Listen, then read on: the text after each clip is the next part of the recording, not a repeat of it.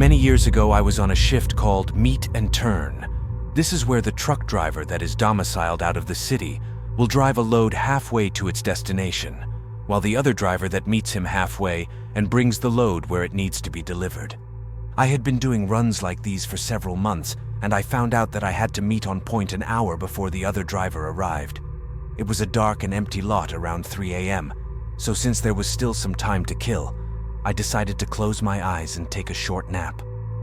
About 10 minutes into my nap, I was awakened by a barking dog.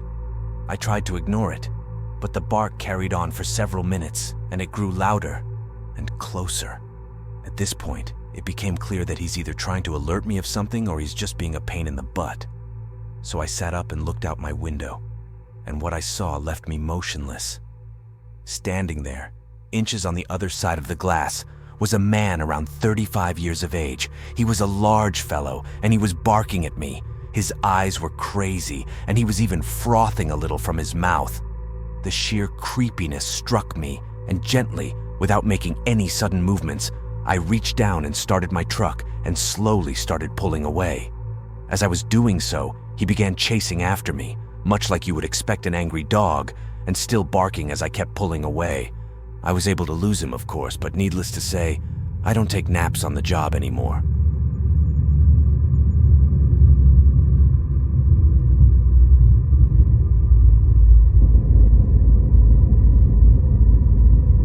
My most common run is Vancouver to San Francisco.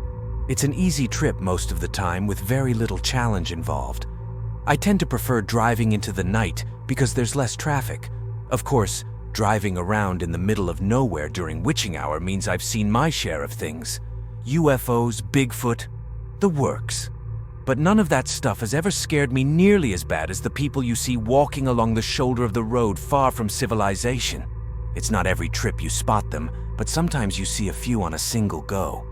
It always struck me as strange because you never seem to see them during the day, or maybe you do, but they don't stick out as much under the sun. Even so, once you know they're there, you'll start noticing the hell out of them whenever you're driving far from civilization in the dark. The other truckers call them moon wanders, but I prefer shoulder walkers, since that's always where they are. Almost like trains on a track, they walk that little white line to wherever they're going. They're different shapes and sizes too. Men, women, tall, fat, ugly, pretty. Just folks like you'd see anywhere. Sure, they're creepy, but for a long time I didn't pay them any mind beyond noticing them on occasion in the split second that they were visible as I cruised past. But one night a few months ago, I passed by what looked like an old lady. She was in a hospital gown and looked just like someone on death row. Sunken, given up on life sort of eyes, frizzy white hair and pale skin. She was smiling just like her grandkids had called her name. Her pace was a slow shuffle along the shoulder, and just looking at her I could imagine the sound of her hospital slippers running just over top the gravelly road.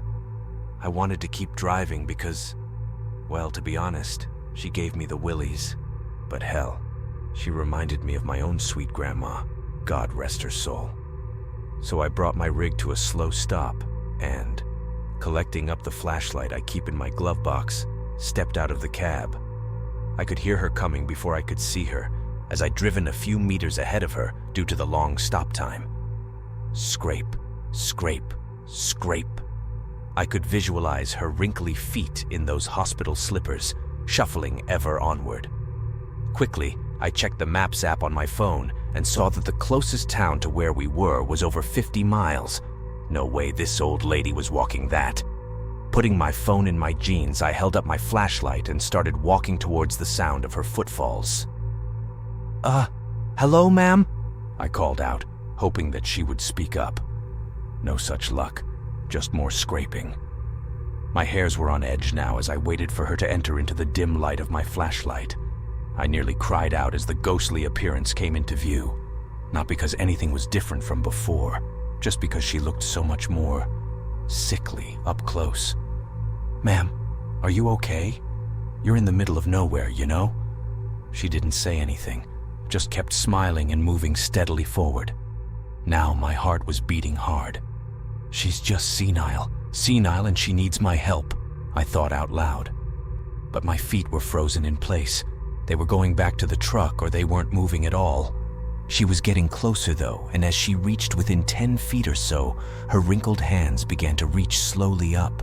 Her fingers wiggled in my direction like a grandma reaching for her grandchild's face.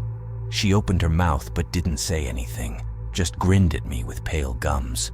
My legs gave out, and as I fell onto my side, she reached down for me with surprising speed and dexterity. Before I knew what was going on, she had her bony fingers around my ankles and I was getting dragged down the road.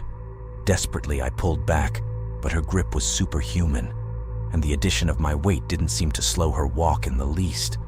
She stared down at me with those beady, sunken eyes, mouth agape in a smile. I kicked at her with all the fight I had in me and luckily connected with her jaw. To my horror, it was like kicking solid concrete, but luckily she let go despite having no visible injury. I crawled backwards towards the middle of the road, and she kept walking down the shoulder. Her hands fell back down to her side, and her mouth closed into a tight-lipped smile. But her gaze stayed locked on mine as she slowly shuffled out of my flashlight's beam. I waited as the scraping bit by bit faded from my ears, and after what ended up being a half hour of stunned silence, I worked up the nerve to get up and go back to my rig. No sign of the lady, but when I climbed into my cab and sped down the highway, it didn't take long to catch up with her. Her eyes were still stuck on me. They probably had been the whole time as she walked away. The last I saw of her as I gunned it away was her thin, chapped, smirking lips. According to some other guys I know, I'm the first to try and interact with a shoulder walker, and if God is good, I'll be the last. Since then, I've seen plenty more, strolling down the highway in the pitch dark. I even saw a kid once, but there ain't no way I'm ever stopping again for them. And if you're smart, you won't either. Since that night, the shoulder walkers are always looking right at me when I drive past, which they never used to do. Almost like since that old lady saw me, they all did. I'd hate to think what would have happened if I'd not managed to get free. But I can rest easy knowing I've put my warning out there in public. Maybe I'll save a few folks with this story.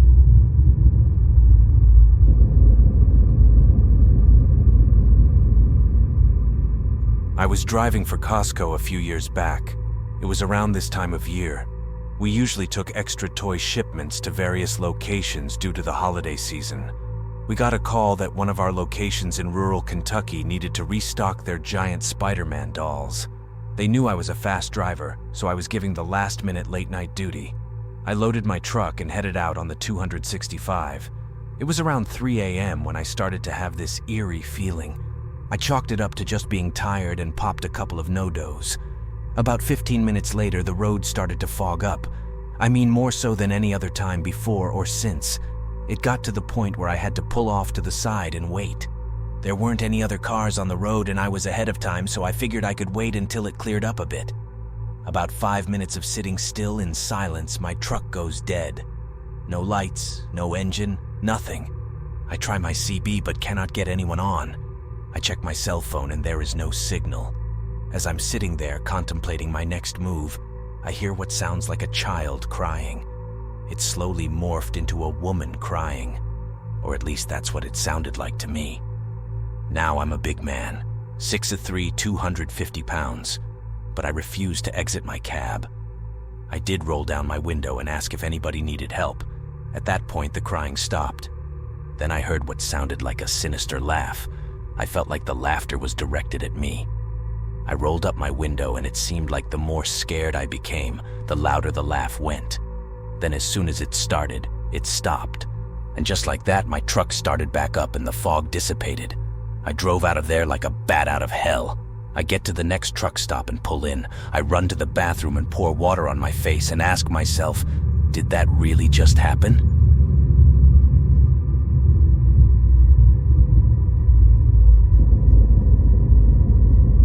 I was driving through Montana headed east, and my company had miscalculated my mileage, so I requested an emergency fuel up. I got a response with the nearest gas station that I could get approved at. It wasn't exactly close, so I turned off the main highway and headed toward my stop. It's pitch black. There's no moon, no city light, and I haven't seen any headlights for about an hour. I'm cruising down the highway, and I see something in the middle of the road at the furthest extent of my headlights, so I slow down naturally as I approach it. When I come to pass it, I get one good glance at it and slam on my brakes as I pass right in the middle of the highway. All I could think was, what did I just see? So I back up looking in my mirror until I see its red silhouette in my brake lights. I pull my brakes, put on my jacket, grab my flashlight and hop out. I walk to the back of my trailer and point my light on it, and there it was, a headless, skinless, mangled corpse.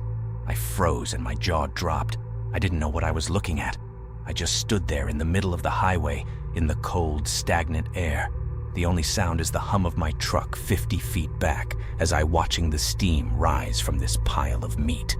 There was no fur, there was no clothing, just a fully intact rib cage with a mess of other miscellaneous bones attached by ligaments. I debated calling the police, as the rib cage looked big enough for someone my size, but I looked at my phone and had 0 cell service. The nearest town was about 50 miles out. When I put my phone away, I flashed my light around, and standing at the end of the road were a handful of coyotes staring at me. They then started coming through the fence and trotting in my direction. I figured this is the part where I get back into the truck before I get into a situation, so I did, and continued on my way. I still to this day do not know if it was human or not. Whatever it was, and whatever had happened, I was almost a witness of. I convinced myself that it was more than likely a deer and was hit by another truck like my own at highway speeds that would definitely do significant damage. But in retrospect, I've never seen roadkill missing its flesh before.